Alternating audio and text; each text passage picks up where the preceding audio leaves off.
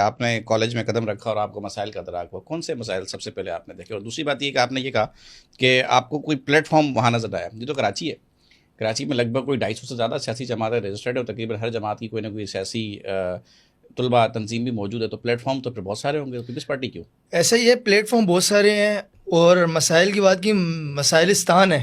اچھا، طلباء کے لیے تو مسائلستان ہے. جب سے مردود ضیاء نے جو ہے وہ پابندی لگا دی، اس کے بعد تو یہ ہم تو ایک آرڈیننس نہیں ہے 2008 میں آیا تھا، پیپلز پارٹی اس کو بحال کر رہی تھی طلبہ تنظیمیں. جی وہ میں اس پہ ڈسکس کرتا ہوں آپ سے. لیکن یہ کہ مسائلستان میں جب ہم دیکھا کہ ہم خود اسٹوڈنٹ ہیں اور دیکھیں مسئلے بہت سارے ہیں، پھر ہم دوسرے طلبہ تنظیموں والے، میرے ایسا نہیں ہے کہ بالکل کبھی ہمارا ان سے ڈسکشن نہیں رہا، رابطہ نہیں رہا، دیکھا. لیکن میں نے دیکھا کہ وہ مسائل کو حل کرنے کے انٹرسٹڈ نہیں ہے. لیکن وہ ہے کہ وہ کوئی ایم کیو ایم کا کارکن بنانے کے چکر میں تھا، کوئی جماعت اسلامی کا کارکن بنانے کے چکر میں تھا.